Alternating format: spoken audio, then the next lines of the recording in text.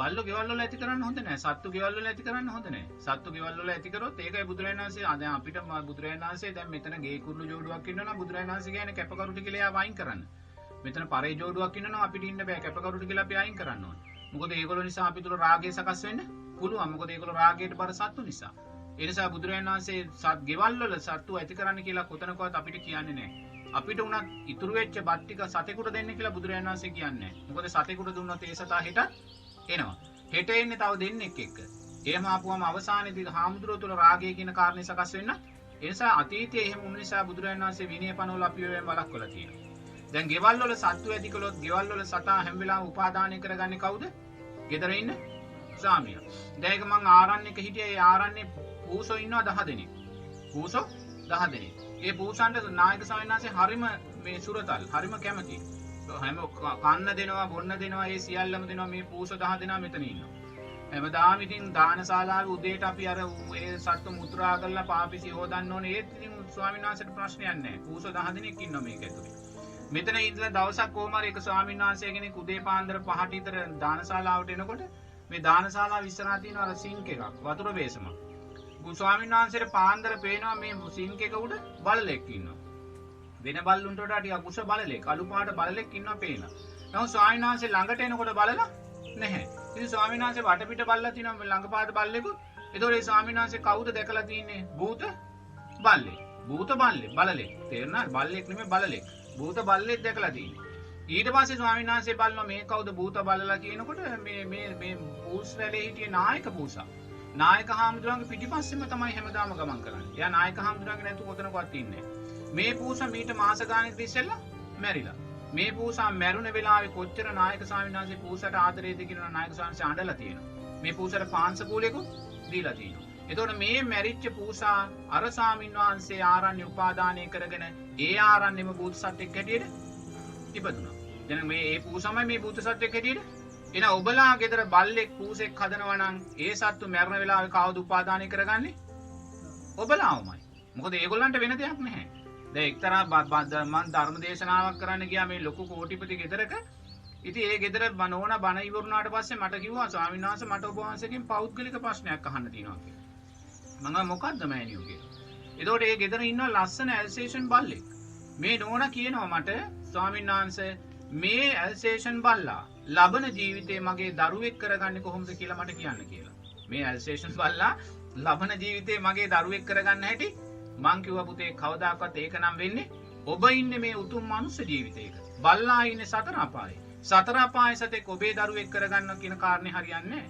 ඔබ ඔය දෘෂ්ටිය අතහැරියේ නැත්නම් ඔබ ඊළඟ ජීවිතේ බැල්ලියකගේ කුසේ බැල්ලි පැටියෙක් කියලා ඉපදෙන්න පුළුවන්. ඒක තමයි වෙන්නේ. මොකද උපාදානය. ඒතකොට බලන්න මෙච්චර ධර්මයේ දන්න නෝනා බල්ලාව අච්චර උපාදානය කරගෙන ඉන්නවා නම් ධර්මයේ මුකුත්ම දන්නේ නැති බල්ලා නෝනාව කොච්චර උපාදානය කරගෙන නැද්ද? කොච්චර උපාදානය කරගෙන නැද්ද? එහෙනම් ඔබේ ගෙදර ඉන්න පූසා ඔබේ ගෙදර ඉන්න බල්ලා හැමදාම ඔබ කන්න බොන්න දේ හුරතල් කරන නිසා අනිවාර්යයෙන් මෙයා අප්‍රමාණ ඔබලා උපාදානය කරගෙනයි. ඔබලාට ඒක තේරෙන්නේ නැහැ. ඒ උපාදානය කරගෙනයි ඉන්නේ. එතකොට යා මැරෙන වෙලාවේ ඔබලාමයි සිහිපත් වෙන්නේ. එයාට වෙන කැමැත්තක් සකස් වෙන්නේ නැහැ. එයා මැරෙන වෙලාව ඔබලාගේ ගෙදරම භූත බල්ලෙක් වෙලා උප්පත්ති ලැබ භූත පූසෙක් වෙලා උප්පත්ති ලැබෙනවා. ලැබුවට පස්සේ දැන් ඔබ දන්නේ නැහැ ඔබේ ඔඩොක්කුවේ භූත බල්ලා ඉන්නවා. ඔබේ කෑම මේසේ භූත බල්ලා ඉන්නවා. ඔබේ ඇඳේ මේසේ බල්ලා ඉන්නවා. ඔබ දන්නේ නැහැ. නමුත් සාරිපුත්ත මහරහතන් වහන්සේ මේ සතර අපායේ පෙළ ගස්සනකොට ඉස්සෙල්ලාම තනින් කියන්නේ කවුද? ප්‍රේතයා. මුල ප්‍රේතයා. ඇයි ප්‍රේතයාව කියන්නේ ප්‍රේතයාට පුළුවන් පින් අරගෙන නිදහස් වෙන්න. දෙවණියට තමයි තිරිසන් සත්‍යයව කියන්නේ. පළවෙනියට නෙමෙයි දෙවණියටයි තිරිසන් සත්‍යය කියන්නේ. එහෙනම් තිරිසන් සත්‍යයට වඩා ප්‍රේතයා කියන කෙනා ඉහළයි. බුදුරජාණන් සාරිපුත්ත මහරහතන් වහන්සේ මේ පෙළ ගස්සන්නේ. එහෙනම් ඔබ කැමතිද ඔබේ ගෙදර ප්‍රේතෙක් ඉන්නවට? ඔබේ කෑම මේසේ එහෙම නැත්නම් ඔබේ නිදා ගන්න සයනේ මත ප්‍රේතෙක් ඉන්නවට ඔබ කැමතිද? කැමතිද? නැහැ. එහෙනම් ප්‍රේතේකටත් වඩා අන්ත කෙනෙක් නේද ඔබ තිරිසන් සතෙක් ගෙදර තියාගන්නවා කියලා තියාගෙන ඉන්නේ? ඒ ප්‍රේතයටත් වඩා අන්තයි. බුදුරජාණන් මොකද සාරිපුත්ත මහරහතන් වහන්සේ ප්‍රේතයාට දෙවනුව තමයි තිරිසන් සතා පෙළ ගස්සන්නේ. ඒකයි බුදුරජාණන් වහන්සේ කියන්නේ තිරිසන් සත්තුන්ගෙන් බැහැර වෙන්න. මොකද මෙතන භයානකමකම ඒක නෙමෙයි. දැන් ඔබත් ධර්මයේ තුල නැහැ. හොඳේ? ඔබ සීලයේ තුලත් පරිපූර්ණුනේ නැහැ. නමුත් දැන් භූත බල්ලා ගෙදර ඉන්නවා. ඔබ ආදරෙන් හදපු භූත බල්ලා ඒ ස්වභාවයෙන්ම ගේ ඇතුලේ ඉන්නවා. ඔබ දන්නේ නැහැ. නමුත් ඔබත් දැන් සීලයෙන් පරිපූර්ණ නැතුව ඔබත් මැරෙන වෙලාව වෙනවා කවදා හරි. මැරෙන වෙලාවදී ඔබේ හිත දුර්වල වෙනවා. ඔබ සීලෙන් පරිපූර්ණ නැත්නම් ඔබ හිත දුර්වල වෙනකොට අර භූත බල්ලා ඔබ ඉදිරියේ පෙනී සිටිනවා. ඔබට භූත බල්ලාව පේනවා. පේනකොට ඔබ මගේ පූසා නැත්නම් මගේ බැකී නැත්නම් කවුරු හරි කියාගෙන එකපාරට බල්ලාව උපාදානය කරන් ඔබත් එතෙන්ට යනවා. ඒක තමයි එතන තියෙන භයානකම. බුදුරජාණන් වහන්සේ මේව එපා කියන යම් හේතුවක් තියෙන්න ඕනේ. ඒතකොට මේ හේතුව තමයි මෙන්න මේ හේතුව.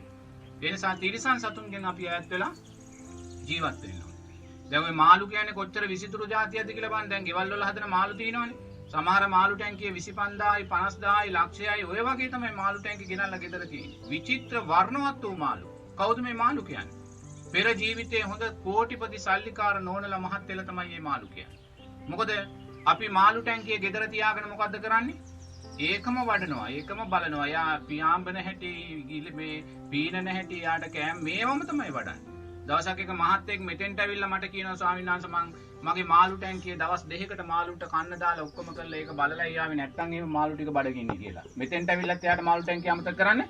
ඒ කියන්නේ උපාදානයි. තේරෙනවද? ඒතකොට දැන් මෙහෙමයි මැරෙන වෙලාවේ මේ මහත්තුරු හොඳට පින් කරන මහත්තුරු. නමුත් ධර්මය අහලා ගලප ගන්න දක්ෂතාවය උපාදාන පත්‍ය බව කියන ධර්මතාවය ඒගොල්ලෝ දන්නේ. මේගොල්ලෝ මැරෙන වෙලාවේ එකපාරට අර මාළුවා උපාදාන වෙනවා. ගිහිලා මාළු කුසේ මිත්‍රයෙක් කියලා බහිනවා. ඉතින් ඒකයි අර විචිත්‍ර ලස්සන නැත්නම් මාළුවාට ඔච්චර ලස්සන මාළු වෙන්න විචිත්‍ර භාවයක් ලැබෙන්නේ නැහැ. ওই විචිත්‍ර භාවය ලැබෙන්නේ කුමක් නිසාද? පෙර ජීවිතය පින්කම් කළා.